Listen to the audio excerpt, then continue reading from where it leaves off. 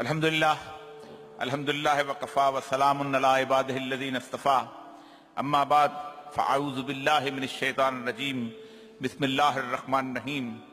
ونزلنا علیک الکتاب تبیانا لکل شیء ھدی ورحمۃ وبشریٰ للمسلمین رب اشرح لی صدری ویسر لی امری واحلل عقدۃ من لسانی یفقہوا قولی صدق اللہ العظیم۔ یہ اللہ تبارک و تعالیٰ کا احسان ہے، اس کا لطف و کرم ہے، اس کی عنایت ہے کہ وہ ہر دور میں کچھ لوگوں کو چن لیا کرتا ہے کچھ کام لینے کے لیے۔ یہ بہت بڑا ہے۔ قرآن اس کے لیے وَاجْتَبَيْنَا، ہم چنتے ہیں، ہم منتخب کرتے ہیں لوگوں کو، ورنہ اس کائنات میں بہت سے لوگ دنیا کے اندر چلتے پھرتے زندگی گزار کے چلے جاتے ہیں، لیکن منتخب لوگوں کا خاصہ یہ ہوتا ہے کہ وہ اپنے دور کے ان سوالات کا جواب لے کر آتے ہیں کہ جو اس وقت لوگ لے کے گھوم رہے ہوتے ہیں۔ قرآن پاک کا یہ دعویٰ، جو آیت میں نے سورہ نحل کی آپ کے سامنے تلاوت کی ہے کہ ہم نے اس کتاب میں ہر چیز کا ذکر کر دیا ہے، یہ دعویٰ بہت بڑا دعویٰ ہے،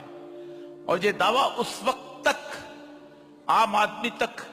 پوری بصیرت کے ساتھ نہیں پہنچتا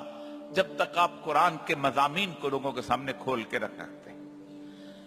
مدتوں ہمارے ہاں تفاسیر لکھی گئیں، اور تفاسیر میں لوگوں نے اپنے علم کے خزانے لٹائے، لیکن اس وقت کی ضرورت یہی تھی کہ تفسیریں لکھی جاتی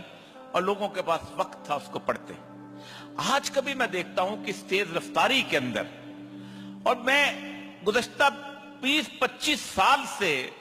میرے سامنے یہی سوال تھا کہ اللہ تبارک و تعالیٰ کس شخص کو منتخب کرتا ہے کہ کوئی ایسا ریفرنس قرآن پاک کا لے کے آ جائے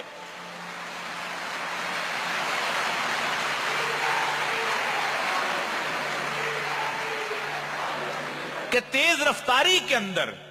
اگر مجھے کسی طور پر ضرورت ہے کہ میں توحید کے اوپر کچھ چیزیں اکٹھی پڑھنا چاہوں تو مجھے ایک ساتھ اکٹھی مل جائیں، میں رسالت کے اوپر کچھ پڑھنا چاہوں تو مجھے ایک ساتھ مل جائیں، میں اسلام کے قوانین کے اوپر پڑھنا چاہوں تو مجھے ایک ساتھ مل جائیں، میں کسی طور پر الحاد کے اوپر جو کسی چیزیں اللہ تبارک و تعالیٰ نے گفتگو کی ہے اور لوگوں کا بتلان کیا، مجھے اس کا علم ہو جائے۔ اشارات بہت ملتے ہیں، لیکن اس نظم کے ساتھ، اس ترتیب کے ساتھ، پھر اس کے بعد اس طرح اس کو جس طریقے سے بیان کیا گیا ہے، حیرت کی انتہا ہے۔ اسی لیے آج میں نے جب ڈاکٹر صاحب کا انٹرویو کر رہا تھا تو میرے اوپر حیرت کا ایک جہان کھل رہا تھا کہ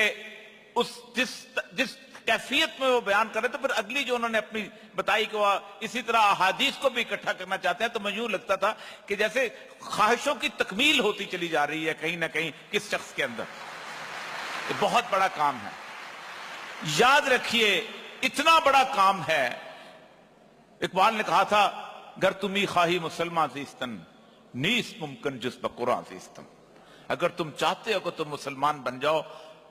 اور بننا چاہتے ہو تو ناممکن ہے کہ قرآن کے اندر ہے، اور یہ قرآن کی خدمت منتخب لوگوں سے لی جاتی ہے۔ میں زیادہ وقت اس لیے نہیں لینا چاہتا کہ میں آپ کے اور باقی مقررین کے درمیان خائل نہیں ہونا چاہتا ہوں۔ اقبال کا ایک دعویٰ ہے، میں اس حوالے سے میں سمجھتا ہوں کہ اللہ تعالیٰ اس دعوے کی توفیق یقیناً ڈاکٹر صاحب کو، ڈاکٹر طاہر القادری صاحب کو ضرور دیں گے۔ اقبال کا دعویٰ بڑا کمال کا ہے۔ اقبال کہتے ہیں کہ گر دلم آئینہ بے جوہر است، اگر میرے دل کے آئینے میں کوئی جوہر نہیں ہے، گر بحرفم غیر قرآن اس میں رست، اگر اس دل میں قرآن کے علاوہ کوئی ایک لفظ بھی موجود ہے، پردہ ناموس فکرم چاک کن این غیابہ راز خارم خاک پاک کن، اور روز محشر خار و رسوا کن مرا بے نصیب از بوسائے پاکن مرا۔ یقیناً اس انسائکلوپیڈیا کے بعد اقبال دعویٰ کرتے ہیں کہ اگر یہ میرے دل میں قرآن کے علاوہ ایک لفظ بھی موجود ہے تو مجھے اس میرے ناموس کا پردہ چاک کر دے. بہت بڑا دعویٰ ہے. اپنے پھولوں کے گلشن سے اس کانٹے کو پاک کر دے. مجھے قیامت کے دن رسوا کر دینا اور مجھے سید الانبیاء کے بوسے سے محروم کر دینا. میں سمجھتا ہوں اتنے بڑے کام کے بعد اس دعوے کا جو اطلاق ہوتا ہے وہ طاہر القادری صاحب کی ذات پہ ہوتا ہے. اللہ